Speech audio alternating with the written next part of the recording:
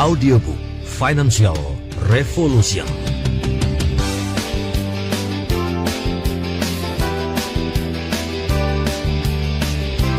Audiobook Financial Revolution bersama Tung Desem Waringin, eksklusif Indonesia and Tony Robbins, Authorized Consultant.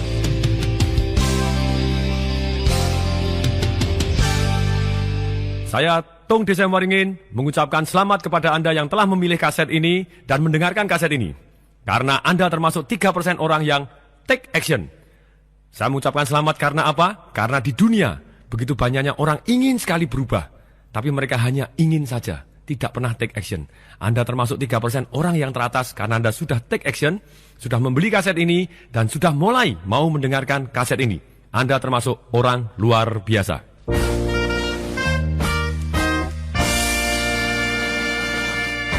Tahukah Anda bahwa ternyata 1% orang di dunia itu menguasai 50% uang beredar. Dan 5% orang di dunia menguasai 90% uang beredar. Saya pernah bekerja di satu bank swasta yang terbesar di Indonesia saat itu. Pada waktu saya short, saya ambil 1% top nasabah saya. Ternyata menguasainya bukan hanya 50%. Menguasainya 70% uang yang ada di bank saya tadi. Nah, sekarang pertanyaannya, kalau uang di dunia kita bagi rata, apa yang terjadi? Kita ambil dah, kita bagi rata. Itu yang menyedihkan, ternyata menurut Marshall Silver di bukunya Profit, Power, and Passion, bahwa 1% orang yang menguasai uang, 50% uang beredar di dunia ini. Kemudian kalau dibagi rata kepada uangnya dah, diambil semua kemudian dibagi rata kepada semua orang di dunia. Ternyata apa yang terjadi? Yang menyedihkan adalah dalam waktu 5 tahun, uang tadi akan kembali kepada komposisi yang semula. Hanya 1% orang yang akan menguasai 50% uang yang ada di tadi. Nah, apa yang membedakan antara 1% orang yang menguasai 50% ini atau 5% yang menguasai 90% dibandingkan dengan 95% orang di dunia yang terus berebut dengan 10% uang yang beredar di dunia?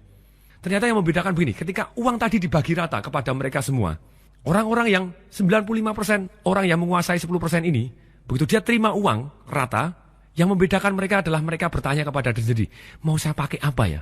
Enaknya untuk beli apa ya? Mendadak mereka konsumtif. Tapi yang 1%, yang menguasai 50%, atau yang 5% tadi yang ternyata menguasai 90% uang yang beredar, begitu mereka terima uang, mereka akan tanya kepada diri sendiri, akan saya apakan ya uang ini, supaya uang ini berkembang biak menjadi lebih banyak lagi. Ini yang membedakan. Dunia berubah, cara cari uang juga berubah. Nah, dalam bab-bab berikut ini, kita akan belajar bagaimana kita bisa mendapatkan uang dengan cara yang lebih cepat dan halal, dan akhirnya aman juga. Jadi kaya secara cepat, halal, dan aman.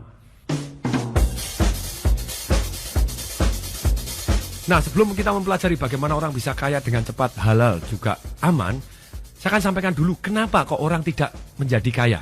Ini ada beberapa, kalau saya simpulkan sebelumnya ada 11, saya saringkan dalam kesempatan ini, saya saringkan hanya 3. Kenapa orang tidak menjadi kaya? 1, karena orang tadi tidak mempunyai tujuan untuk menjadi kaya.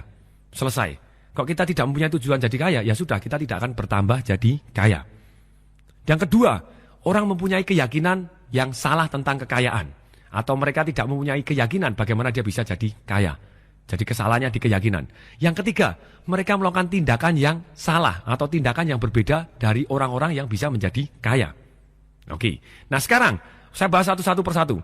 Kalau kita kepengen kaya gitu ya, sudah pasti bahwa ini tujuan kita harus punya. Karena kalau orang tidak punya tujuan, celaka. Bahwa tujuan ini ibaratnya seperti kita pada waktu kita mau tidur, kita katakan kepada diri kita sendiri, besok saya mau bangun jam 5 pagi. Apa yang terjadi? Ternyata besok pagi jam 5 kita benar-benar bangun tanpa melihat jam. Begitu jam 5, kita langsung bangun. Kok bisa? Betul sekali, karena subconscious kita akan bekerja. Tanpa melihat jam, kita tahu-tahu bangun jam 5. Nah, kalau kita tidak menentukan tujuan, dan kalau kita menentukan tujuannya salah, contohnya, besok saya mau bangun, ya sepagi mungkin lah. Apa yang terjadi? Ya akibatnya kita ada 2 reaksi. Betul sekali. Satu reaksi otak kita mengabaikan, ini yang ngasih perintah nih goblok nih. Nah kalau goblok seperti begini ya tidak usah diturutin lah. Apa yang terjadi? Jam 8 kita jadi terlambat. Nah demikian juga reaksi otak yang kedua, bahwa ternyata kita pada waktu kita mengatakan, oke, kita mau bangun sepagi mungkin, reaksi kita yang kedua adalah, otak kita menganggap serius sekali. Apa yang terjadi? Jam 1 pagi kita bangun, jam 1 lebih 10 kita bangun lagi, jam 1 lebih 20 kita bangun lagi, akibatnya kita tidak bisa tidur. Jadi kalau kita hidup tidak mempunyai tujuan, apa yang terjadi? Ya kita tidak akan kemana-mana. Jadi nomor satu, ketika orang tidak mempunyai tujuan, banyak sekali risikonya. Percaya tidak bahwa otak kita akan selalu mengejar tujuan. Entah itu tujuan kita sendiri atau tujuan orang lain. Kemudian yang kedua, keyakinan yang saling bertabrakan. Nah, kalau keyakinan yang saling bertabrakan ini, kita akan membuat kita jadi bingung. Di banyak seminar saya di Financial Revolution, saya minta orang untuk menulis keyakinan apa yang pernah kamu dengar. Pernah dengar aja lah, kata-kata yang pernah dengar. Tanpa sadarkan mempengaruhi kita, tanpa sadarkan menjadi keyakinan kita di bawah sadar. Uang adalah akar dari segala kejahatan. Nah, kalau kita mempunyai kebatinan di dalam hati kita, keyakinan kita, menganggap bahwa uang adalah akar dari segala kejahatan, apa yang terjadi? Kita akan sangat-sangat sulit untuk menjadi kaya. Karena kita tidak mau jadi jahat. Kemudian yang ketiga, bagaimana jurus tetap miskin gitu ya? Yaitu adalah melakukan tindakan yang salah atau belajar kepada orang yang salah. Nah, rata-rata dari kita, kembali lagi, menurut survei begitu ya, menurut survei dari Gallup Internasional, disurvei dari sekian ribu orang. Kemudian ternyata setelah diikuti dari umur 30 sampai umur 65 tahun. Ternyata persentasenya begini, 54% itu tergantung kepada yayasan atau tergantung kepada saudaranya. Setelah dia mencapai umur 65 tahun, kehidupannya dia jadi susah, akhirnya dia tergantung dari orang lain. Atau dari negara ataupun dari manapun. Kemudian 36% ternyata mati duluan sebelum sampai umur 65. Kemudian 5% itu terpaksa masih harus bekerja untuk supaya bisa makan. Hanya ada 4% yang financially independent. Atau 4% ini dia bebas secara keuangan. Belum financially freedom, tapi financially independent. Maksudnya apa? Financially independent adalah orang tadi tidak perlu bekerja. Dia bisa bertahan hidup dengan gayanya dia. Yang belum mewah-mewah benar, tapi gayanya dia. Kini dan sepanjang masa. Itu financially independent. Hanya satu yang kaya raya atau financially freedom. Maksudnya financially freedom itu apa? Orang tadi tanpa harus bekerja, dia sudah mendapatkan passive income. Maksudnya passive income itu bukan active income. Jadi dia tidur pun dapat uang yang cukup untuk membiayai gaya hidup yang dia inginkan. Bukan yang sekarang. Dia ingin apa, dia bisa. Ingin apa, bisa. Hanya 1%. Nah, kalau kita tanya, biasanya kalau kita tanya tentang investasi keuangan atau belajar tentang keuangan, biasanya kita tanya atau belajarnya kepada siapa? Kepada istri kita, kepada suami kita, kepada saudara kita, kepada orang tua kita, kepada guru kita, kepada siapapun. Silahkan, boleh. Tapi kalau kita belajarnya kepada orang yang 95% tadi, yang bukan yang 4% financial independent atau 1% yang kaya raya tadi, kita nekat belajarnya kepada yang 95%, apa yang terjadi? Ya, persentasenya akan nambah jadi 96%. Diri kita nambah di sana gitu ya. Tapi pertanyaan saya, apakah kalau kita belajar kepada yang top 5% tadi, pasti berhasil? Belum tentu, tapi lumayan. Tapi kalau kita ngotot belajar kepada yang 95% yang tidak berhasil tadi, digaransi tidak berhasil gitu ya. Nah, oleh karena itu, kita harus belajar kepada orang yang tepat untuk melakukan tindakan yang tepat. Nah, kalau kita belajar kepada orang yang salah, tanyalah terus kepada yang orang salah.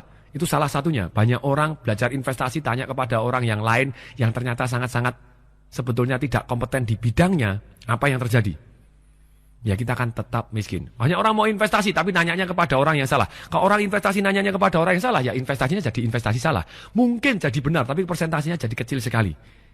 Nah, kalau tanya kepada yang sudah benar-benar kompeten sekali, persentase kita, kemungkinan berhasil kita jadi lebih besar. Jadi salah satu resepnya kalau kita kepingin tetap miskin, tanyalah kepada orang yang salah. Lakukanlah tindakan-tindakan yang salah. Pelajarilah strategi-strategi yang salah. Jadi karena tanya, belajar, dan tindakan ini salah, hasilnya salah dan kita tetap miskin. Nah, sekarang bagaimana jurusnya? Bagaimana semua orang bisa kaya raya gitu ya? Memang betul bagaimana kenapa orang tidak kaya tadi bisa kita balik langsung kita bisa kaya. Tapi kita harus perhatian dulu. Berapapun penghasilan kita, kalau mau jelas sekali aturan main untuk bagaimana akhirnya orang bisa kaya raya atau akhirnya orang bisa punya passive income. Maksudnya pasif kembali lagi, kita tidur pun punya income yang cukup untuk membiayai gaya hidup yang kita inginkan. Sebenarnya jurusnya sederhana. Silakan dicatat, perlu tertulis. Dengan tertulis kita akan jauh lebih ingat. Jurusnya sebenarnya sederhana, yaitu adalah mengeluarkan lebih sedikit daripada yang diterima dan menginvestasikan selisihnya. Kemudian kita investasikan ulang hasilnya untuk pertumbuhan bunga berbunga sampai kita mencapai investasi dalam satu jumlah yang masif yang dimana hasilnya cukup untuk membiayai gaya hidup kita. Jadi bagaimana kita harus mengeluarkan lebih sedikit daripada yang diterima dan menginvestasikan selisihnya dan menginvestasikan ulang tadi hasilnya dari selisihnya yang tadi untuk pertumbuhan bunga berbunga sehingga kita mencapai satu investasi dalam jumlah yang masif sehingga investasi yang masif tadi menghasilkan satu bunga atau satu hasil yang cukup untuk membiayai gaya hidup kita dengan atau tanpa kita terlibat di dalamnya. Sebenarnya ilmunya yang sangat-sangat sederhana untuk bagaimana kita bisa kaya. Nah kemudian kalau dalam ilmu science of getting rich, bagaimana secara ilmiah kita bisa menjadi kaya raya? Sebenarnya science of getting rich, orang yang kaya atau science of getting success, atau science of getting promotion, science of getting what we want, secara ilmiah, sebetulnya bisa disimpulkan hanya dengan 3 saja. Orang yang sukses, orang yang kaya, orang yang apapun gitu, yang mencapai dari impiannya dia, bergerak dari tidak kaya menjadi kaya, orang yang tidak sukses menjadi sukses, ada pergerakan, ada perubahan tadi. Sebenarnya resepnya hanya 3 ini. Satu adalah orang tadi think in the certain way, berpikir dengan cara tertentu. Kemudian yang kedua, feel in the certain way. Yang ketiga, act in the certain way. Bahwa apapun di dunia, akan dijelaskan satu persatu, apapun di dunia yang kita mulai adalah dari think. Jadi apapun yang di dunia ini, kalau misalnya ada air condition, ada handphone kita, ada televisi yang akhirnya jadi tipis, ada pesawat luar angkasa, ada gedung, semua yang kita pakai, semua yang ada di lingkungan ini, tadinya tidak ada. Kok bisa ada? Karena tadi ada satu orang atau banyak orang yang think in the certain way. Think in the certain way ini bagaimana? Kalau kita mau sukses dan luar biasa, kita harus mempunyai satu goal, tujuan. Kita think, oke, saya maunya ini. Dan dia bisa bayangkan secara detail. Contohnya, Akio Morita, pemilik Sony. Ketika dia datang di research and development-nya, dia bawa ide dengan bunyinya begini. Saya mau membuat tape sebesar ini. Tape recorder sebesar ini. Lebarnya 10 cm, panjangnya 12 cm, tebalnya cuma 2 cm. Saya mau segini. Bagian research and development-nya bilang, wah tidak mungkin Pak, ini mana bisa, tidak bisa. Oke, dia jawab, find the way or create new one. Cari caranya atau ciptakan sendiri caranya. Pokoknya saya mau begini. Karena ada orang yang berani dengan fix, dia mau persis detailnya seperti ini. Akhirnya terjadi. Jadi salah satu tujuannya kembali lagi, kalau kita think in the certain way itu adalah kita harus memikirkan secara detail. Fokus kepada hal yang kita inginkan. Nah kalau kita tidak cukup jelas dan tidak cukup sering untuk mengulangi apa yang kita impikan, goal kita akan jadi buram dan kita akan jadi loyo. Jadi tugas kita think in the certain way bahwa kita sebetulnya sampai boleh dikatakan kalau kita bisa tidur, makan, pun di belakang kita bayangkan impian kita gitu ya. Itu akan mempermudah kita untuk mencapai apapun yang kita inginkan. Di seminar saya gitu ya, seringkali saya ajarkan orang untuk merubah pikirannya dari yang kondisinya sekarang dengan menggunakan satu switch pattern. Maksudnya switch pattern itu apa? Bayangan kondisi kita sekarang yang mungkin tidak kita inginkan. Entah misalnya rumah kita yang jelek, mobil kita yang jelek, atau rekening kita yang ceritanya tinggal 20.000 padahal masih tanggal muda, misalnya begitu ya. Nah, kita yang tidak ingin seperti itu, bagaimana kita rubah? Tangan kiri kita di depan mata kita, kemudian kita bayangkan yang kondisi sekarang, kemudian tangan kiri ini kita akan tabrak dengan tangan kanan kita gitu ya, dari bawah kita akan tembuskan ke atas, wus, piar begitu ya. Kemudian gambar yang tidak kita inginkan tadi pecah, langsung kita tangan kanan di depan mata, langsung kita bayangkan sesuatu hal yang sangat kita inginkan. Rumah yang kita inginkan secara detail, mobil yang kita inginkan, jumlah rekening yang ada di, jumlah rupiah atau jumlah angka yang ada di rekening kita. Apa yang terjadi? Dari survei saya, pada waktu saya minta orang membayangkan dari 20.000 rupiah, wus, piar, langsung 20.000 rupiahnya pecah-pecah, langsung tampak di depan mata kita, rekening kita sebesar 10 miliar. Ternyata 80% tidak bisa membayangkan angka 10 miliar. Atau sangat-sangat kesulitan membayangkan angka 10 miliar masuk di dalam rekeningnya dia. Nah pertanyaannya, nah kalau membayangkan pun tidak bisa, bagaimana kita bisa dapat?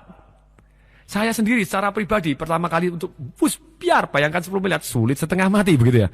Tapi begitu sampai akhirnya saya ambil buku tabungan saya dan kemudian pada waktu buku tabungan saya tulis angkanya dengan ballpointnya 10000000 dan 000. Saya pandangin terus dan bahkan saya tulis begitu besarnya di papan tulis sebelum tidur, sebelum turun dari ranjang selalu saya lihat apa yang saya impikan begitu ya. Pertama kali angkanya belum sebesar itu gitu ya, masih ada yang lebih kecil. Nah tapi dalam hal ini pada waktu saya mulai bisa membayangkan dengan jelas di kepala saya, mendadak saya temukan peluang-peluangnya. Masih ingat? Kalau kita mau bangun jam 5 pagi mendadak kita, tahu-tahu jam 5 pagi bangun. Demikian juga ini, mendadak subconscious kita menemukan peluangnya. Ini peluangnya. Oh, ini peluangnya. Saya harus melakukan ini, saya harus melakukan ini, saya harus belajar kepada ini. Mendadak peluangnya karena saya bisa bayangkan dengan sangat jelas yang saya mauin. Nah, sebetulnya cara Swiss pattern ini pada yang tidak kita inginkan kemudian biar jadilah yang kita inginkan tadi. Ulang 30 kali satu hari gitu ya. Kalau bisa ribuan kali, saya membayangkan sudah ribuan kali. Dan yang kita bisa bayangkan, otak kita cenderung akan mendapatkan. Asal pada waktu kita bayangkan dengan total bulat, detail yang kita mau. Nah, jadi kita harus think dengan tujuannya sangat-sangat detail, sangat-sangat jelas. Nah, banyak orang pada waktu menentukan tujuan, oke, tugasnya sekarang, kita harus menentukan tujuan kita. Tujuan kita betul, harus S-nya harus spesifik, tadi harus sangat jelas. M-nya betul, harus measurable. Singkatannya SMART gitu ya. A-nya biasanya achievable, kalau saya enggak gitu ya. A saya ganti sendiri, antusiasable. Nah, maksudnya antusiasable ini bagaimana? Kebanyakan orang menentukan goal sedemikian besarnya, akibatnya dia sudah tidak antusias lagi, jadi malah jadi loyo, jadi tidak percaya lagi, jadi tidak semangat. Nah, atau ada orang yang menentukan goalnya itu demikian kecilnya, jadi nyepelein, tidak usah lah, tidak harus, tidak apa-apa lah itu. Nah, itu yang terjadi kalau kita menentukan goalnya yang tidak membuat kita antusias, kita celaka. Jadi goal ini tidak boleh terlalu besar sehingga malah membuat kita takut jadi loyo, tidak boleh terlalu kecil sehingga kita nyepelein gitu ya. Tapi goal ini harus membuat kita antusias. Walaupun untuk membuat kita antusias bisa jadi kita besar dan menurut orang lain tidak achievable, mana urus. Karena semua pencapaian yang ada di dunia saat ini tadinya 10 tahun yang lalu, 30 tahun yang lalu juga tidak achievable. Jadi SMART tadi spesifik, M-nya measurable, A-nya antusiasable gitu ya.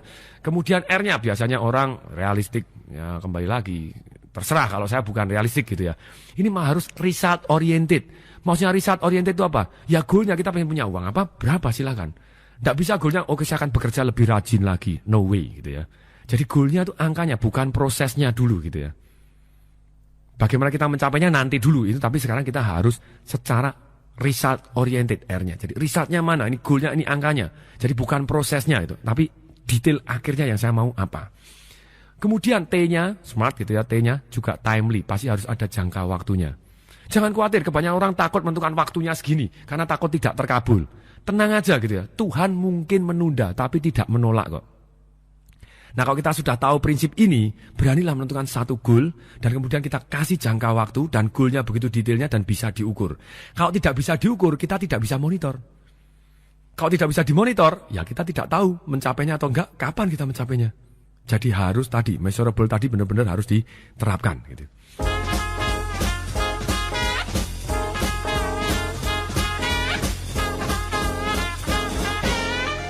Tadi tujuan, sekarang kita masuk ke keyakinan. Sekarang bagaimana kita bisa mempunyai keyakinan yang mantap, bulat, kongruen untuk menuju kaya, untuk menuju keuangan yang baik, menuju passive income yang dahsyat. Nah, caranya tadi, pertama kali kita harus tulis dulu. Jadi silakan sekarang tulis, hentikan tape ini. Begitu saya bilang hentikan, tolong dihentikan gitu ya. Oke, keyakinan-keyakinan saya selama ini yang menghambat apa? Silakan ditulis.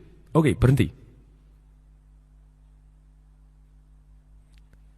Oke, selamat datang kembali. Kalau Anda belum menulis, tolong dimatikan lagi tape-nya. Tolong ditulis terlebih dahulu.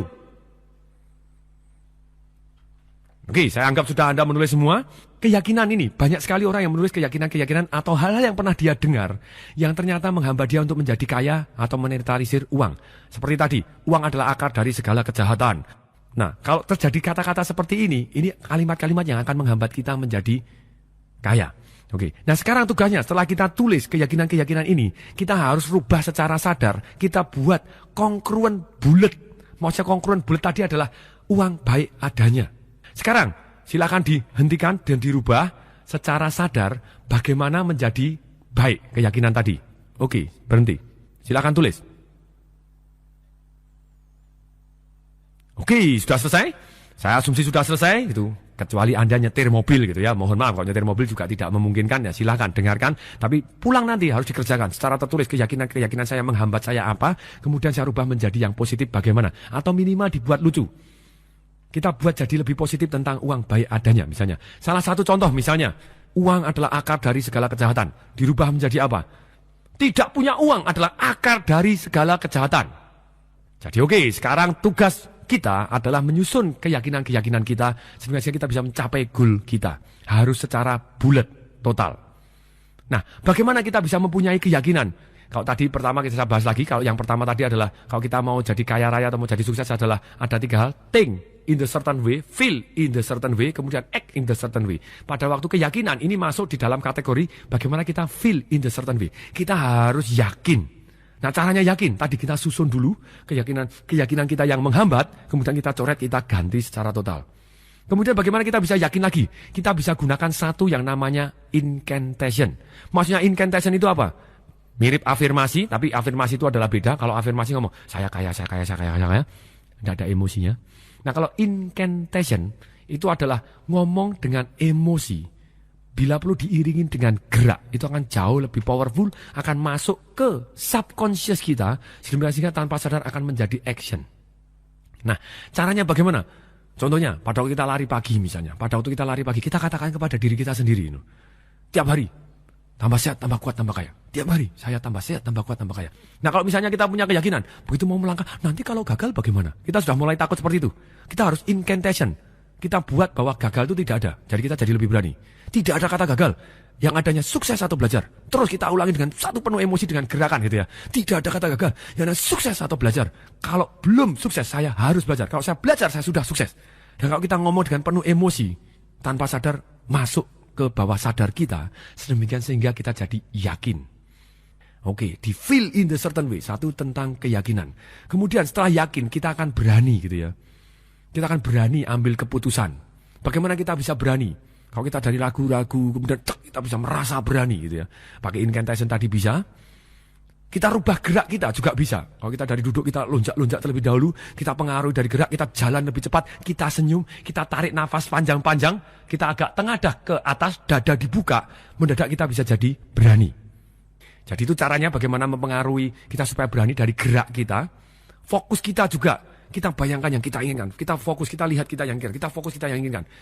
Kalau misalnya ada sesuatu hal yang mengganggu fokus kita, atau kita fokus kepada masa lalu kita, harus dirusak. Maksudnya dirusak itu bagaimana? Harus dirusak polanya. Persis seperti orang menginterupsi. Begitu diinterupsi, jadi orangnya jadi agak kaget-kaget bingung. Caranya bagaimana? Banyak, ada 12 cara. Tapi yang salah satu saya ajarkan yang sangat-sangat efektif, itu dengan gerakan gitu ya. Tadi dengan lonjak-lonjak, dengan apapun, dengan gerak, go, sampai kita berkeringat, kita akan maju kita akan dengan sangat-sangat mudah merusak pola atau fokus kita yang salah tadi. Kemudian pilihan kata, untuk supaya kita bisa berani, pilihan katanya yang digunakan. Nah, kalau kita pilihan katanya kita ngomong, saya bingung, ya kita akan bingung terus. Ganti, saya akan cari informasi tambahan. Dalam waktu sekian akan saya cari informasi tambahan, saya akan cari tahu siapa yang sudah berhasil, saya akan cari tahu siapa yang sudah berani ambil langkah ini, kemudian akan saya ikutin. Dan kalau sampai tanggal sekian, saya belum mempunyai informasi tambahan atau informasi tambahannya tidak cukup pun, saya akan tetap ambil keputusan. Karena saya tahu persis, kalau saya tidak ambil keputusan, itu berarti sudah keputusan. Oke, jadi berani, itu caranya adalah gerakan kita, fokus kita, kemudian juga pilihan kata-kata kita. Kemudian, yakin. Itu akan membuat kita jadi lebih enak, jadi kita lebih mantap. Kemudian pada waktu kita ceritanya mau berani, itu kita bisa pengaruh dengan berani, kita jadi lebih berani ambil langkah. Tapi kita masih perlu yang satu yang namanya komitmen. Kalau kita tidak komitmen, itu bedanya apa sih komitmen dengan orang yang ambil keputusan dan berani dan yakin aja gitu ya. Kalau komitmen, itu suka dan duga dijalanin. Bagaimana kita bisa komitmen? Kembali lagi, pengaruhi dari gerak. Pada waktu kita lagi loyo, saran saya gitu. Kalau saya mengalami, saya biasanya lakukan jam 1 malam begitu ya. Saya pasang trampolin saya tulis goal saya di papan tulis. Lampu saya matikan, saya pakai lampu kuning, saya sorot di goal saya. Dan saya lunjak 15 menit gitu ya. I will do it, saya akan lakukan ini, saya goal saya. Apapun yang terjadi akan saya lakukan ini, apapun yang terjadi akan saya capai ini. Mendadak saya full, pada waktu saya sampai bisa 15 menit sampai keringatnya kemana, sampai panas. Dan kemudian sampai bisa keluar air matanya. Mendadak emosi attach, emosi saya bulat. Saya harus melakukan. Ketika saya bulat, tadinya yang ragu-ragu, tadinya yang lucu, tadinya yang sudah hampir menyerah karena banyak penderitaan misalnya. Mendadak saya bangkit lagi dan langsung. Besoknya apapun yang saya tunda tadi saya lakukan. Oke, nah itu tadi feel. Kemudian kalau feel, setelah kita yakin, terus kemudian kita berani, kemudian kita juga komitmen. Masih ada satu unsur lagi tambahnya adalah bagaimana kita bersyukur. Oke, yakin, berani, komitmen, kita akan gas terus, go. Kita akan bisa capai gitu ya, dengan mantap dan luar biasa. Kalau yang bersyukur, atau istilah bahasa Inggrisnya adalah resolve, itu adalah berbeda. Kita harus merasa bersyukur sudah. satu teknologi yang berbeda gitu ya. Yang satu yang satu pada waktu kita bayangkan dalam kondisi yang rileks, tarik nafas, otak kita masuk gelombang alfa, yaitu hampir agak tidur, rileks gitu ya. Nah, kemudian riip istilahnya begitu. Nah, kemudian kita bayangkan persis bahwa yang kita mau tadi sudah. Dan pada kita tarik nafas, kita bayangkan sudah detailnya. Sedemikian sehingga kita bisa merasakan emosinya. Wah, enak ya kalau punya uang segini. Apa yang saya dengar pada waktu itu? Saya ngomong apa kepada kata-katanya kepada diri saya sendiri? Siapa yang memuji saya? Orang-orang yang saya cintai ngomong apa? Betapa bangganya mereka gitu ya. Terus kemudian apa yang saya rasakan ketika saya punya yang saya inginkan tadi? Kemudian bayangannya secara detail bagaimana? Dan ketika saya bayangin secara detail dan saya merasa sudah, saya merasa relax, I feel so good. Dan dalam posisi seperti itu, kita berdoa kepada Tuhan kita. Terima kasih Tuhan, sudah. Thank you God. Already done. Jadi kalau kita sudah merasakan sudah, kita bersyukur, kita rileks. Tanpa sadar itu masuk ke dalam bawah sadar kita jauh lebih efektif. Jadi untuk memasukkan ke dalam bawah sadar kita supaya kita feel so good itu ada dua cara itu. Satu dengan secara sadar tadi kita pengaruhi keyakinan kita secara sangat sadar gitu ya. Terus kemudian kita pengaruhi keberanian kita dengan gerak kita, dengan fokus kita, dengan pilihan kata kita. Kemudian juga kita pengaruhi kita komitmen kita juga kembali lagi dengan gerak kita sampai kita komitmen dengan lakukan apapun gitu ya. Yang dalam arti positif. Kemudian kalau resolve ini kita pengaruhi secara bawah sadar kita anggap sudah terlebih dahulu. Napoleon Hill ngomong, what your mind can conceive and believe you can achieve. You can conceive, mind kita bisa conceive, bisa kita susun jadi adanya. Believe, kita yakini tadi, you can achieve, kita akan bisa sampai. Napoleon Hill itu ya. Nah, sekarang dalam hal ini kalau kita mau dengan sangat-sangat sukses, ya kita harus melakukan tadi meditasi, relax. Saya biasanya malam hari saya melakukan meditasi sebelum tidur, terus meditasi, relax, saya bayangkan apa yang saya cita-citakan sudah, dan saya terima kasih Tuhan sudah. Nah, seperti itu caranya. Pada waktu bagaimana kita feel. Sekarang kita akan masuk ke sesi berikutnya, yaitu adalah bagaimana kita act in the certain way. Act in the certain way. Ternyata begini, banyak orang yang sudah bisa think and feel, tapi kalau act-nya salah, hasilnya juga salah. Contohnya misalnya ada orang mau melihat matahari terbit. Dia sudah bisa think in the certain way. Detail sekali, mataharinya begini, segala macam begini. Dia bisa bayangkan dan ada emosionalnya. Wah, luar biasa. Dan dia semangat dan dia berani. Dan dia komitmen akan melakukan apapun. Dan dia sudah thanks God. Sudah Tuhan, terima kasih. Dia sudah bayangkan, sudah melihat matahari terbitnya. Tapi begitu bangun tidur, dia jalannya ke arah barat terus. Mungkin tidak dia bisa melihat matahari terbit. Mungkin kalau dia kepleset gitu, kemudian melihat ke timur, matahari terbitnya di timur gitu ya. Nah, tapi itu berdasarkan keberuntungan. Tapi kalau kita mau, bagaimana kita act in the certain way ini tadi, akhirnya kita bisa menuju mencapai apapun yang kita mauin tadi, termasuk dalam satu kondisi keuangan gitu ya. Tindakannya jelas, pasti tindakan satu pasti membuat tujuan. Kemudian yang kedua berikutnya, tindakannya bagaimana? Dia akan cari orang-orang yang sudah mencapai yang dia inginkan. Yang sebelum mencapai yang dia inginkan, dia harus tahu persis sebetulnya dia passionnya di mana. Jadi sebetulnya apa yang dia lakukan, yang dia sukai, apa yang dia dicintai. Kembali lagi, act in the certain way. Kalau boleh diulangi begitu ya. Sebelum kita menentukan tujuan kita mau kaya di bidang apa atau kaya dengan cara apa, caranya bagaimana supaya kita ambil tindakan bisa jadi kaya. Sebenarnya cara nomor satu adalah temukan dulu passion kita. Maksudnya passion itu apa? Apapun yang pada waktu kita lakukan, kita menjadi sangat-sangat semangat dan sangat-sangat bergairah. Nah, sekarang jadi bagaimana caranya menemukan passionnya terlebih dahulu? Caranya begini, jawab 3 pertanyaan ini. Kalau kita jawab 3 pertanyaan ini dan kemudian kita tulis, jawablah dalam kondisi tenang gitu ya. Kalau sekarang kita dalam kondisi tenang, hentikan sekarang dan dengarkan gitu ya. Dan kemudian tulis apa yang akan menjadi passion kita, gairah kita ada di mana. Tapi kalau enggak ya nanti pada waktu pulang cari tempat yang sepi, tenang, kemudian tulis sendirian begitu ya. Tulis, jawab 3 pertanyaan ini gitu ya. 1 pertanyaannya ini. Apa yang saya senang sekali kalau pada waktu melakukannya. Oke. Kemudian berikutnya pertanyaan yang kedua. Apa yang saya selalu semangat pada waktu saya mengerjakannya. Jadi bukan hanya feel senang, tapi entusiasnya juga ada. Banyak orang senang, tapi nggak ada entusiasnya, nggak ada gairahnya, nggak ada. Ada satu getaran yang membuat dia lebih semangat, nggak ada gitu ya. Nah itulah Kak. Jadi pertanyaan yang pertama, apa yang selalu saya senang pada waktu mengerjakannya. Yang kedua, apa yang selalu saya pada waktu mengerjakan saya semangat nih. Wah semangat nih. Wah saya semangat nih. Saya semangat nih. Semangat. Bergairah istilahnya begitu. Jawab sebanyak mungkin. Di list nggak masalah. Kemudian pertanyaan yang ketiga. Apa yang akan saya lakukan apabila saya tahu bahwa saya pasti berhasil dan tidak mungkin gagal? Ulangi lagi pertanyaan ini satu, ulangi lagi baru jawab, ulangi lagi, baca lagi baru jawab. Tulis pertanyaannya dan dibaca baru dijawab satu sampai banyak sekali. Kemudian dari situ mulai kita simpulkan apa yang saya lihat, apa yang saya dengar, apa yang saya rasakan dari diri saya sendiri. Temukan passionnya gitu ya. Ketika saya pada waktu itu melakukan ini dan begitu berulang, mendadak saya temukan, saya senang traveling, saya senang tinggal di tempat-tempat yang indah. Ketika sharing kepada orang lain, saya selalu semangat. Kalau saya sharing, mata saya bisa berbinar-binar, getaran tubuh saya dan nada suara saya bisa mantap sekali. Karena ternyata saya senang sekali sharing dan saya nikmatin, saya antusias sekali. Dan apa yang akan saya lakukan ketika saya tidak mungkin gagal dan saya pasti berhasil? Saya akan menjadi pembicara top. Maksudnya top. Terbaik, ya, terdahsyat, pelatih sukses yang luar biasa, personal coach ataupun business coach gitu ya. Jadi, nomor satu, kita harus temukan passionnya. Itu act in the certain way. Kita bertindak, sebelum kita bertindak, kita temukan dulu passionnya. Kemudian yang kedua, kita cari tahu siapa yang sudah berhasil di bidang yang kita cintai tadi. Ada orang, wah kalau saya masak seneng, oh iya, kalau saya desain baju seneng, oke. Kalau saya di foto seneng, oke silahkan, atau apapun. Tapi kalau seneng tok, tidak menghasilkan, itu namanya hura-hura aja begitu ya. Jadi kembali lagi kita harus cari yang kita passionate tapi yang menghasilkan begitu ya. Misalnya Shijiro Honda, dia hobinya bengkel, dia hobinya mekanik. Apa yang terjadi? Pada waktu dia punya perusahaan Honda yang begitu besar, akhirnya dia kembali ke bengkel dan dia utek-utek jadi bagian bengkelnya gitu ya. Ya dia terjun di bidang yang dia sukai, tapi dia punya Honda dulu gitu ya. Punya pabriknya dulu ya, tidak masalah gitu ya. Dan termasuk di bidang yang dia cintai juga. Nah, langkah yang ketiga apa?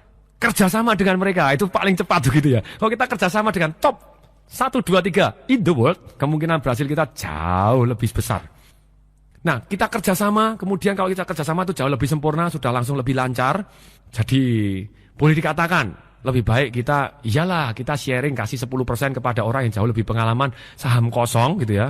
Tapi kita bisa belajar pengalamannya dia, daripada kita 100% dan bangkrut. Karena kalau kita mau memulai usaha apapun gitu ya, statistik membuktikan bahwa usaha yang bertahan lebih dari 1 tahun itu hanya 20%. Jadi 80% mati di tahun pertama. Kemudian sisanya yang 20% ini, 80%-nya mati di 4 tahun berikutnya.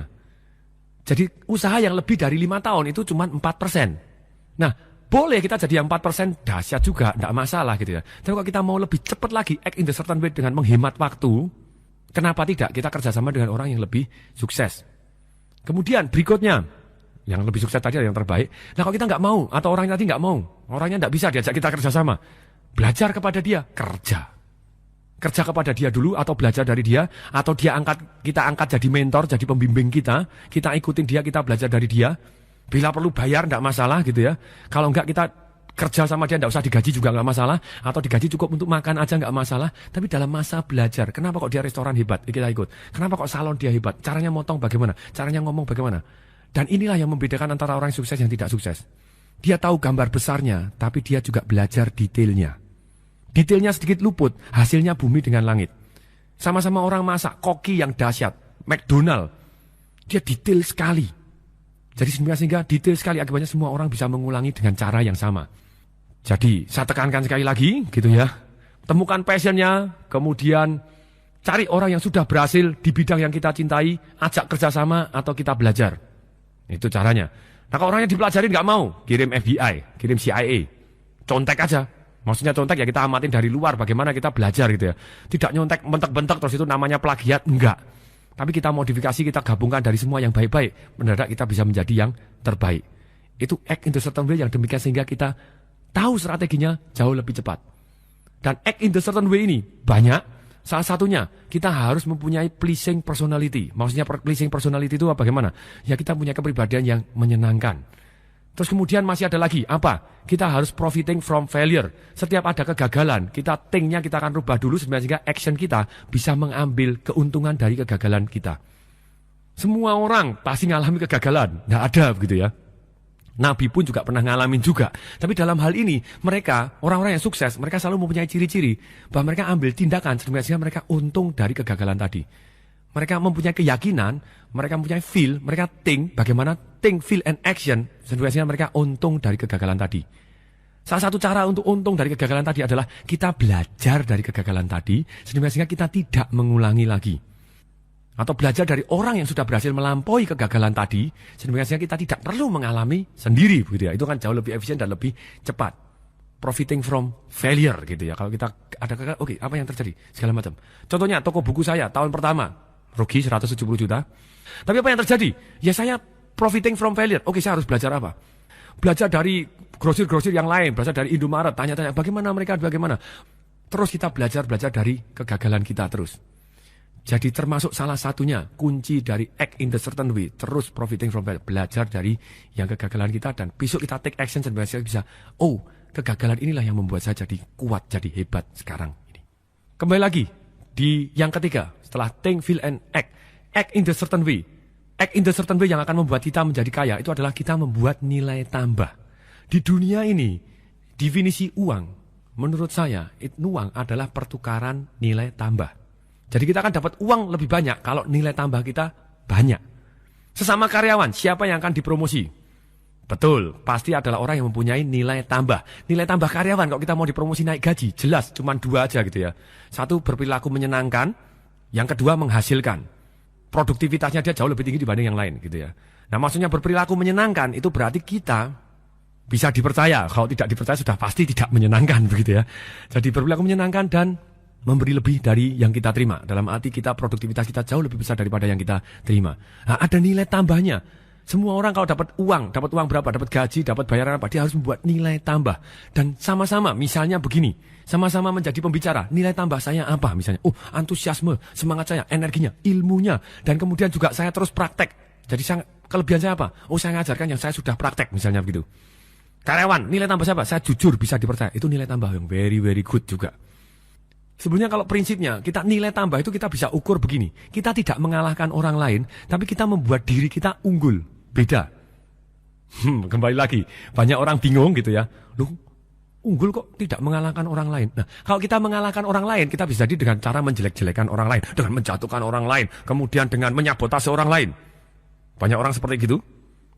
Enggak, kita harus fokus bagaimana membuat nilai tambah kita sendiri lah. Kalau orang lain kalah ya salahnya sendiri gitu ya. Tadi kita tidak bermaksud menjelekkan dia, menjatuhkan secara negatif, enggak. Tapi kita fokus bagaimana membuat nilai tambah di diri kita sendiri, produk kita ataupun ide-ide kita. Nah, act in the certain way, kita harus fokus. Nilai tambah saya apa? Produk saya mempunyai nilai tambah apa? Ide saya mempunyai nilai tambah apa dibanding yang lain? Jasa saya mempunyai nilai tambah apa dibanding yang lain? Terus fokus cari nilai tambah.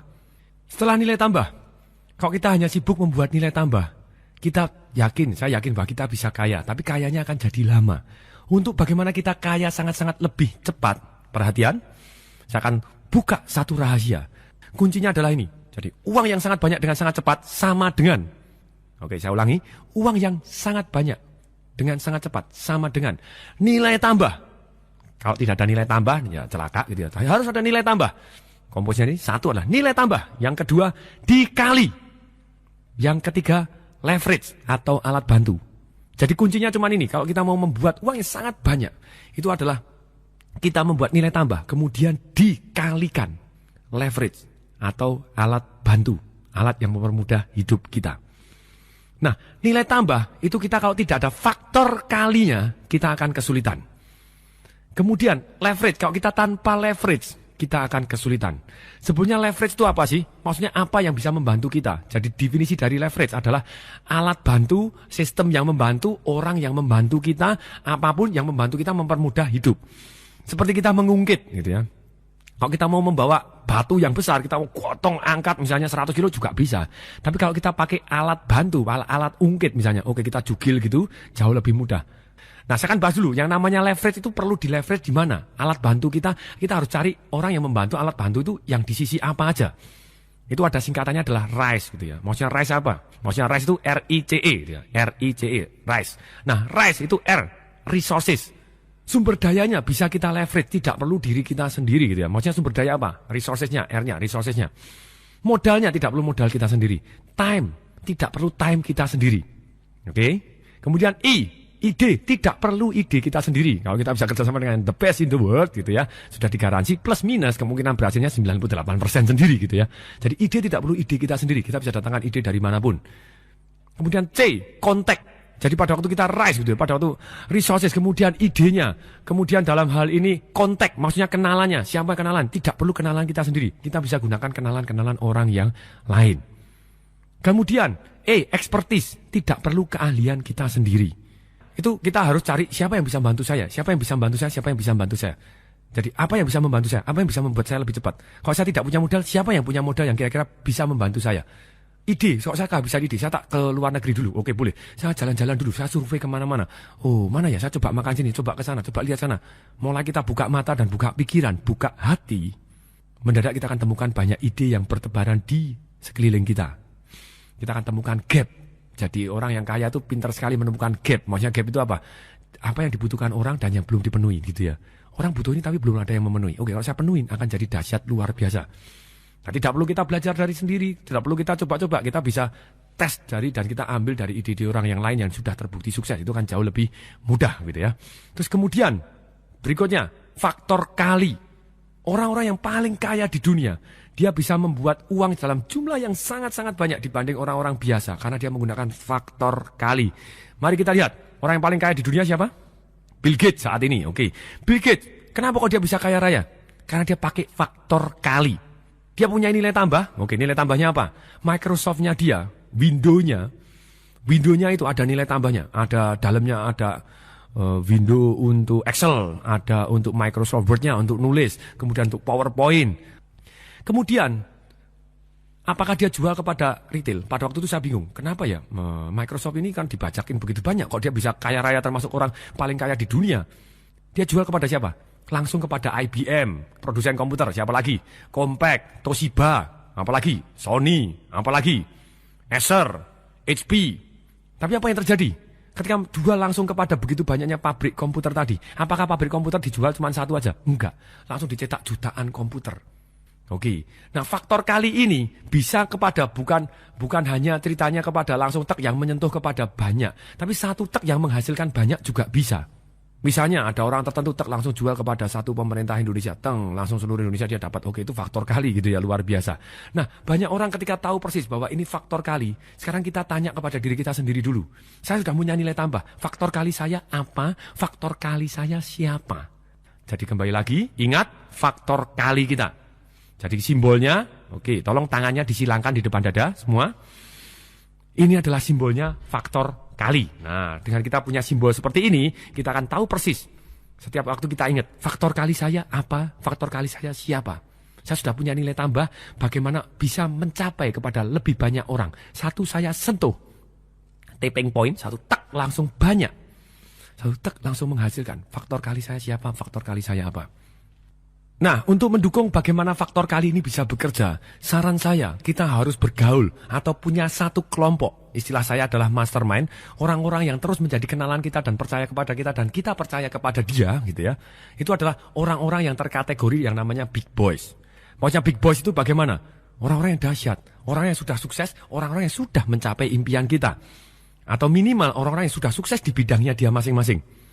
Nah, maksud saya begini, jadi 80% waktu kita harus fokus belajar kepada orang-orang yang jauh lebih sukses di bidang yang kita ingin sukses. Sedangkan 20% kita belajar kepada siapapun. Kepada kere di pinggir jalan boleh, kepada orang yang gagal boleh untuk kita pelajarin supaya kita dapat pelajaran untuk jadi lebih baik. Tapi saran saya 80% waktu kita harus fokus dan belajar dari orang-orang yang jauh lebih sukses dari kita. Oke, sekarang kita adalah masuk sesi bagaimana uang mengejar kita. Tadi kita sudah mempercepat, sekarang kita spesifik lagi. Caranya bagaimana? Tindakan yang mana yang akan membuat uang mengejar kita? Oke, enak mana? Kita ngejar-ngejar uang terus dalam hidup atau kita biarkan uang mengejar kita? Sudah pasti jawabannya enak uang mengejar kepada kita. Kalau kita kepingin uang mengejar kita, jadi kuncinya sebenarnya hanya ada 5 bagaimana uang mengejar kita. Satu, harus kita membuat nilai tambah. Kemudian yang kedua, kita komunikasikan. Yang ketiga adalah kepada orang yang tepat. Yang keempat, dalam jumlah yang banyak. Yang kelima, dengan cara yang tepat. Nilai tambah, komunikasikan. Jadi kita harus membuat nilai tambah ini dikomunikasikan kepada orang yang tepat. Nah, maksudnya begini. Nah, kalau kita maksudnya orang yang tepat itu tadi, kepada faktor kali kita. Kemudian yang berikutnya, dalam jumlah yang banyak. Karena yang namanya faktor persaingan. Kalau orang mau lari ke tempat kita, biasanya dia ada sense of urgency. Why I must come to your place? Why I must buy? Kenapa saya harus beli? Kenapa saya harus datang ke tempatmu menggunakan jasamu? Nah, ketika seperti itu, kita nilai tambahnya luar biasa. Orang yang banyak tahu, mendadak orang berebut ke tempat kita. Dan itu tergantung waktu kita sejumlah banyak, berapa banyak. Terus bagaimana kita bisa leverage kepada orang lain. Atau istilahnya faktor kali kita, jadi kita tenang-tenang aja produksi. Wah, saya tidak punya modal, ya tenang aja, saya cari modal. Saya sudah punya pasar nih, mau nggak modalnya? Oke, mereka akan share modal ke kita. Kalau misalnya kita sebagai trainer ya, kita akan cari, oke, kamu mau jadi trainer saya gitu ya. Silakan, karena saya ordernya banyak nih, misalnya begitu. Nah, tapi yang hal ini yang terjadi ketika kita mulai komunikasikan kepada orang yang tepat dalam jumlah yang banyak. Kemudian berikutnya, dengan jumlah yang banyak tadi, contohnya begini. Kalau misalnya mau jual mobil, tes saja jual mobil misalnya. Kalau kita jual mobil, coba tes, pasang iklan gitu ya, pasang iklan. Dijual cepat, butuh uang. Nah, ini kan sudah ada sense of urgency-nya. Wah, ini berarti mau dijual murah. Anda berminat, silakan telepon nomor sekian. Pada waktu telepon, nah kita kumpulin, yang telepon berarti sudah orang yang tepat, betul? Tapi kita butuh dalam jumlah yang banyak sekaligus. Nah, caranya bagaimana? Kita kumpulkan, begitu kita terima, oke, silahkan sekarang Bapak datang, kalau Bapak betul-betul minat saya akan jual, tapi saya bisanya cuma hari Sabtu, jam 11.30 sampai jam 12, Pak. Di luar itu saya nggak bisa. Ketika sekian puluh banyak orang telepon, misalnya 30 orang telepon, tolong please datang jam 11.30 sampai jam 12. Apa yang terjadi? Mungkin belasan orang yang akan datang di saat yang bersamaan. Aha, orang yang tepat dalam jumlah yang banyak sekaligus. Ini akan ada sense of urgensinya dan berebutnya tinggi gitu ya. Jadi ketika kita kepingin membuat uang lari kepada kita, mengejar kepada kita, kembali lagi saya ulangi, kita harus mempunyai nilai tambah, kemudian kita komunikasikan, kemudian yang ketiga kepada orang yang tepat, yang keempat dalam jumlah yang banyak, yang kelima dengan cara yang tepat, uang akan lari ke kita. Sekarang kita masuk satu sesi, bagaimana kita bisa aman. Setelah kita mempelajari bagaimana kaya cepat, kita harus tahu juga bagaimana kaya tapi aman. Seperti dikemukakan di awal-awal kaset, bahwa tidak ada pekerjaan yang aman, orang kaya pun juga bisa bangkrut. Nah, salah satunya bagaimana kita bisa aman? Ada 3 cara. 1, bahwa kita harus always learn and open mind. Kita harus selalu buka mata dan terus belajar. Karena waktu berubah demikian cepatnya. Kalau kita tidak belajar, mendadak bisnis kita bisa hilang di telan zaman. Contohnya, video tape teknologi dikembangkan selama 100 tahun. Begitu keluar VCD player dalam 4 tahun, mendadak punah. Nah, kalau kita ngotot aja tetap tidak mau open mind dan tidak mau belajar terhadap lingkungan seketika di sekeliling kita, apa yang terjadi? Mendadak bisnis kita hilang tanpa kita ketahuin gitu ya. Jadi always learn. Kemudian, kalau kita terus belajar ini penting sekali. Kemudian yang kedua, kita harus melakukan yang namanya multiple source of income. Tapi selalu ingat, kalau kita mau multiple source of income, kita harus punya primary source of income lebih dahulu. Maksudnya primary source of income itu tadi bagaimana? Sesuatu hal yang kita cintai, yang menghasilkan uang, istilahnya active income kita mengerjakan sesuatu yang bidang kita cintai, ya kita menjadi primary kita.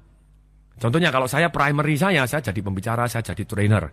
Sedangkan multiple source of income saya saya punya toko buku, saya punya e-learning company juga, dalam arti saya menjadi distributor yang global leadernya di Indonesia, misalnya begitu.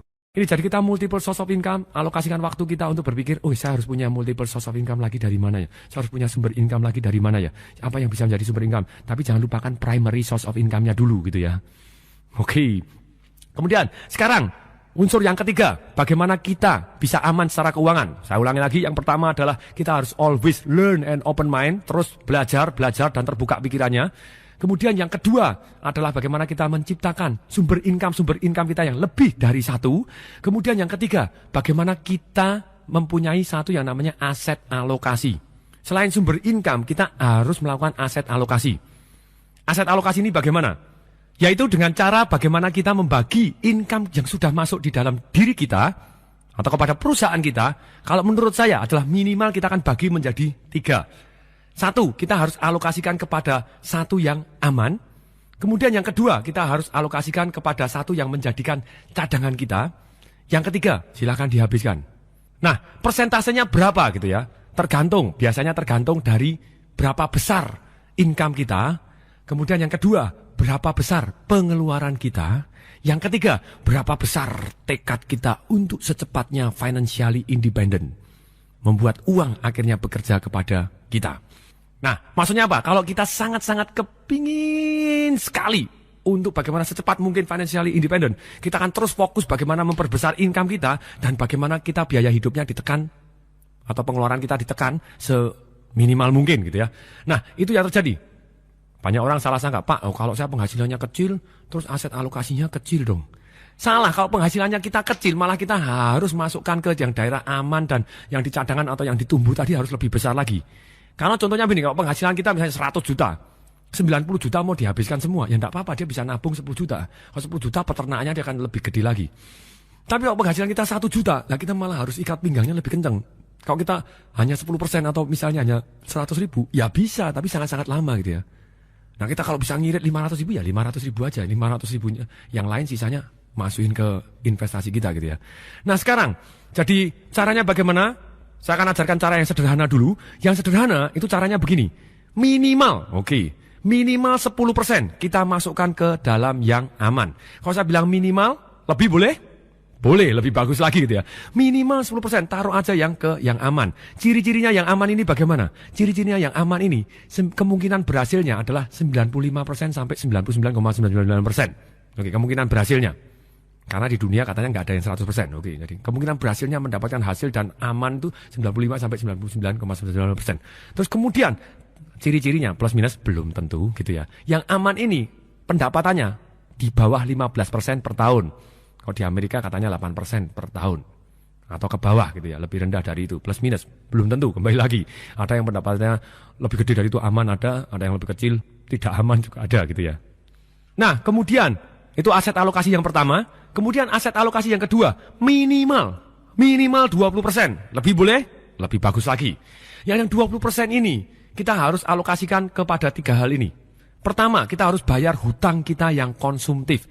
Maksudnya hutang yang konsumtif itu apa? Misalnya kita nyicil mobil, nyicil elektronik, nyicil kasur, nyicil rumah, itu termasuk konsumtif, kembali lagi.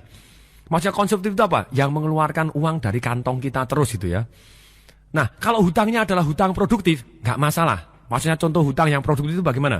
Contoh hutang yang produktif adalah, misalnya kita hutang 200 juta. Kita belikan rumah, kemudian kita kapling-kapling, jadi kos-kosan. Cicilan kita sebulan misalnya 2 juta. Tapi dari kos-kosan tadi kita dapat 5 juta. Ya, ini adalah hutang yang produktif. Kemudian, 20% ini, kalau misalnya sudah dibayarkan hutang yang konsumtif tadi, selesai. Apa yang kita lakukan dengan 20% ini? Kita masukkan ke dalam satu alokasi yang namanya cadangan. Minimal kita sampai punya 5-6 bulan. Minimal kalau bisa punya 3 tahun, cadangannya juga boleh. Maksudnya apa? 5-6 bulan atau berapapun, tapi minimal 5-6 bulan dari pengeluaran kita rata-rata. Atau dari gaji kita kalau kita bingung gitu misalnya. Kalau gajinya 5 juta ya minimal kita punya 30 juta di tangan kita. Maksudnya apa? If something happen, anak sakit, mobil tabrakan, apa segala macam, kalau kita belum ada asuransi apa segala macam, ya kita bisa untuk mengcover tanpa harus kita hutang. Atau misalnya buat cadangan ini saya cicilkan kepada asuransi juga boleh gitu ya. Silakan, tapi dalam hal ini kita harus cadangan. Jadi if something happen kita masih punya cash. Gitu ya. Walaupun kita tidak menghendaki, kita harus siap gitu.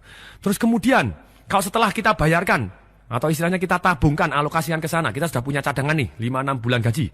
Terus bagaimana? Uangnya untuk apa nih? 20% kita alokasikan apa? Investasikan ke yang tumbuh. Maksudnya ke yang tumbuh itu bagaimana? Tumbuh ada 2, satu yang moderat, satu yang agresif atau selebor gitu ya. Nah maksudnya yang moderat itu bagaimana? Ya maksudnya yang moderat itu ciri-cirinya begini. Ciri-cirinya adalah kemungkinan berhasilnya plus minus ya antara 60% sampai 95% kemungkinan berhasilnya.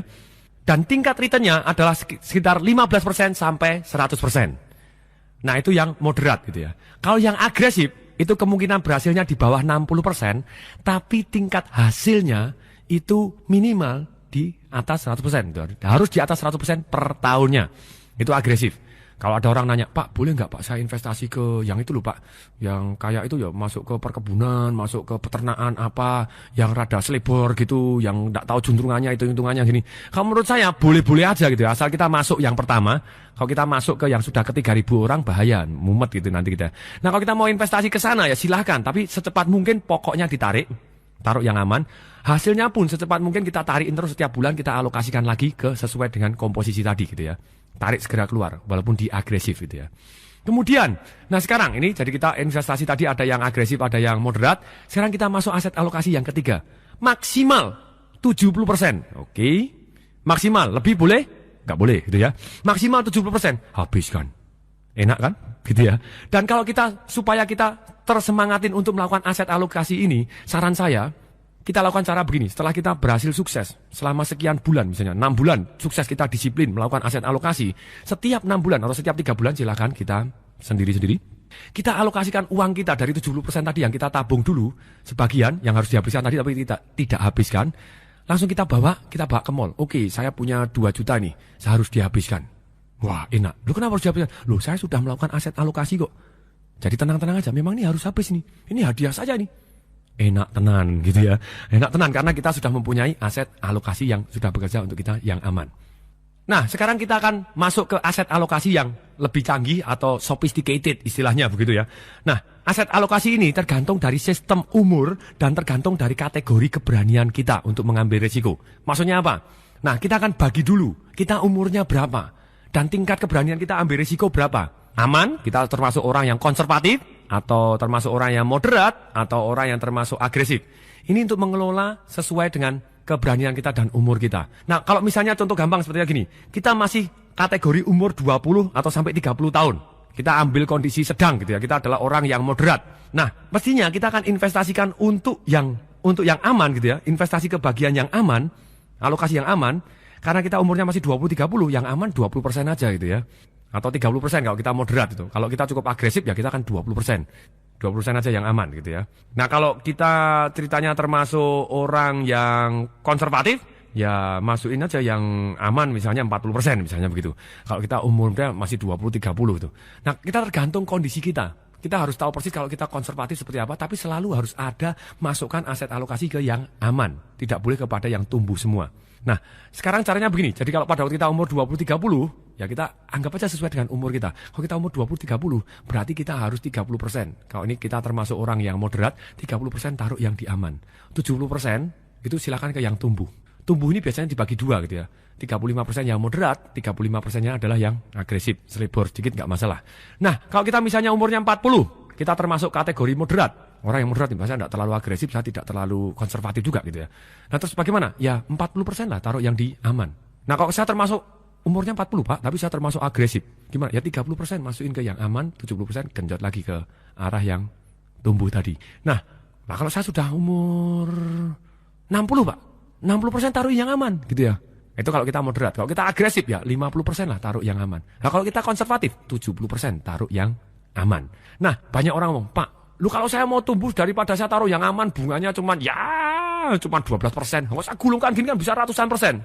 Mau jadi 9 orang yang terkaya di dunia pada saat itu, yang akhirnya mati dalam kemiskinan, bangkrut, masuk penjara, atau ada yang bunuh diri, ada yang masuk rumah sakit jiwa? Oke. Orang yang paling kaya pun belum tentu aman, usaha yang paling sukses pun belum tentu aman. Alangkah baiknya kita selalu mempunyai satu cadangan yang ada, yang minimal. If something happen, kita masih ada yang punya peternakan duit ini tadi. Kembali lagi, kalau kita mempunyai misalnya 10 miliar, jadi 20 miliar, percaya atau tidak, kita tidak dianggap pinter-pinter bener, dan gaya hidup kita tidak akan berubah banyak. Naik Mercy ya tetap Mercy, misalnya begitu ya. Ya biasa-biasa aja, nggak akan berubah begitu banyak. Tapi kalau 10 miliar jadi 0, oke, orang akan menganggap kita goblok setengah mati. Kemudian yang berikutnya, kita akan lebih sulit untuk bangkit. Jadi perhatian, jadi alangkah banyak kita melakukan aset alokasi. Nah kalau aset alokasi yang aman, itu harusnya bagaimana? Boleh diambil tidak? Prinsipnya adalah tidak boleh diambil sampai kapanpun. Di sini ada satu prinsip yang namanya untuk menjalankan aset alokasi ini. Ada satu prinsip yang namanya menunda kesenangan. Di Harvard, Fakultas Psikologi, dilakukan penelitian. Sekian ratus anak dites di depan anak-anaknya. Tadi dikasih permen coklat, satu-satu semua di depannya. Jadi anak yang umur 4-5 tahun ini dikasih tahu. Kamu boleh makan sekarang juga karena permen sudah jadi milik kamu. Tapi kalau kamu mau menunda kesenangan, tidak dimakan lebih dahulu, saya akan kembali lagi 30 menit. Dan pada waktu 30 menit saya lihat kamu, permennya masih ada. Nanti kamu, siapapun yang permennya masih ada, akan saya kasih 2 permen coklat tambahan baru. Penelitian ini dilanjutkan 30 tahun kemudian. Apa yang terjadi? Orang-orang yang mampu menunda kesenangan tadi, sekolahnya jauh lebih bagus. Pada waktu dia bekerja, karirnya jauh lebih bagus. Pada waktu mereka berdagang, mereka jauh lebih sukses dan lebih kaya. dibanding yang tidak mampu menunda kesenangan. Wah Pak, kalau terlanjur mati dulu bagaimana? Oke, percaya atau tidak, harapan hidup kita semakin lama semakin tinggi. Banyak orang merasa bahwa dia akan mati muda. Makanya dia foya-foya terus. Apa yang terjadi? Ternyata dia tidak mati-mati. Dan pada waktu mati, dia seolah-olah tidak pernah hidup. Karena tidak ninggalin apapun. Dan pada waktu hidup itu tahun terakhirnya dia sangat-sangat sengsara. Kalau misalnya kita pensiun umur 55 tahun, kategori istilahnya sekarang harapan hidup sampai 85. 55 tahun pensiun, berarti 30 tahun kita pensiun. Tidak mempunyai income, jadilah Anda yang ke 54% tergantung kepada orang lain. Kalau masih hidup gitu ya. Atau jadi 5% yang masih harus bekerja keras untuk menghidupi kita. Sebenarnya yang 5% ini sebenarnya dia ingin masuk ke kategori yang 36% yang mati itu. Aduh, daripada kesannya saya mati dulu aja deh itu. Mungkin dia seperti itu, dari kepengen bunuh diri seperti yang konglomerat tadi misalnya. Tapi dalam hal ini kita kembali lagi. Kalau kita benar-benar mau aman, lakukan aset alokasi. Loh Pak, nanti kalau ini hasilnya bagaimana aset alokasi lagi? Oke. Dengan aset alokasi ini kita gulungkan terus kita tunda kesenangannya. Bukan nunda sepenuhnya karena kita masih ada hadiah setiap 6 bulan atau setiap 5 bulan. Ya, kita dapat duit, kita bisa senang. Tidak masalah karena kita sudah aset alokasi.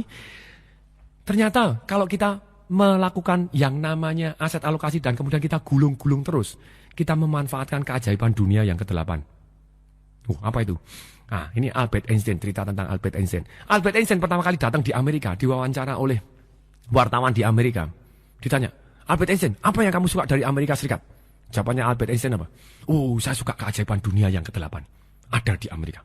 Apa itu? Compounding interest. Bunga berbunga. Hasil digulungkan.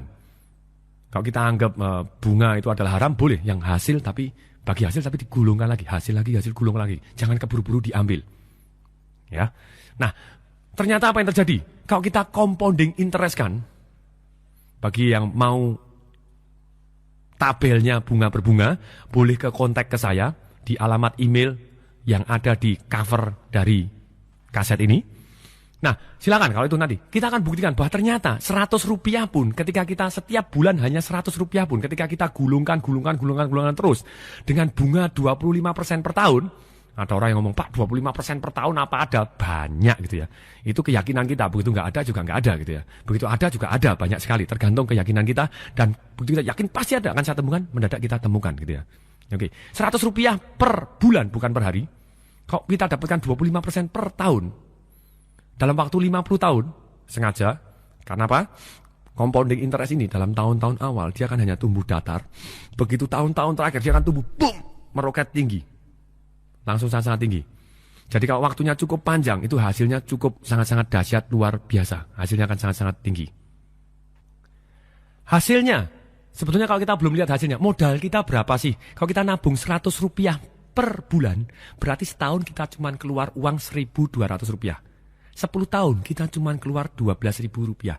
50 tahun kita cuma keluar 60.000 rupiah. Ternyata dengan jangka waktu 50 tahun tadi dengan 25% per tahun gitu ya, akan jadi berapa? Silakan tebak.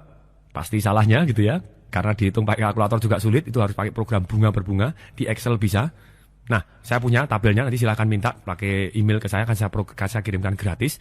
Nah ini, ternyata kalau 100 rupiah kita tabung terus-menerus dengan bunga 25% dalam waktu 50 tahun, akan jadi 1.179 juta rupiah. Itu duit cuma 60.000 gitu ya. Oke, kalau orang ngomong, Pak, saya males dah kalau nungguin lamaan dah. Tak taruh 60.000 aja, biarin bunga berbunga 25% gitu ya. Selama 50 tahun, nanti jadi berapa ya? Langsung aja saya tak kasih 60.000 sekarang. Oke, jadi berapa? Jadi 14.159 juta. Oke, pada waktu saya pernah presentasi ini kepada salah satu doktor ekonomi gitu ya, penasihat presiden. Nah, pada waktu dia ngomong kepada saya, wah luar biasa ya Pak Tung ya. Wah, saya borosin duit handphone berapa ratus ribu nih sebulan. Kalau digulung gini lumayan juga gitu ya. Tapi mendadak karena dia dokter ekonomi, dia ngomong kepada saya ini, sebentar Pak Tung, tapi kan tidak sebesar itu. Kan masih ada inflasi. Oke, waktu itu Bu, ada 3 hal saya bilang gitu. Nabung 100 rupiah aja ngarepin inflasi. Oke, hal yang kedua, enak mana inflasi segede apapun, punya 14.159 juta, atau tidak punya duit sama sekali. Ya selalu enak punya duitnya. Kemudian yang ketiga, Ibu yang dokter ekonomi, juga para ahli ekonomi yang mendengarkan kaset saya ini. Kalau saya salah tolong diralat. Betul tidak? Secara dalam kondisi normal, yang namanya tingkat investasi, istilahnya bunga atau reksadana atau apapun begitu ya.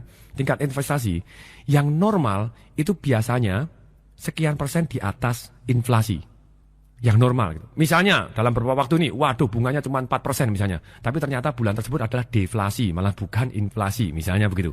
Nah kemudian kalau misalnya, oh Pak, ada kondisi tidak normal, betul, ada kondisi tidak normal. Misalnya dulu pada waktu tahun 1997 di Indonesia terjadi boom inflasi yang gila-gilaan 400% gitu ya, sampai 400%. Bunga bank pada waktu itu 75-72%. Kalau bunga bank 72%, inflasinya 400%. Banyak orang wah seneng dapat duit, dapat bunganya lebih gede, dapat 72%, dia seneng.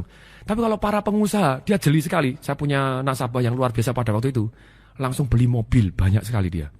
Kijang sekian 60 biji gitu ya. 60 biji, satu bijinya 35 juta. Besoknya karena inflasi 400%, naik 90 juta, 110 dari 120 juta. Dalamnya sekian bulan, kemudian dia jual lagi dengan harga 90 juta, laku kayak kacang goreng, sebetulnya dia untungnya sudah lebih dari 200%. Daripada hanya bunga bank 75%, nungguin setahun lagi misalnya begitu. Nah dalam hal ini kita tahu persis bahwa kalau dalam kondisi tidak normal ya lebih baik kalau misalnya inflasinya lebih gede daripada bunga bank, orang pasti tidak mau ditabung di bunga bank.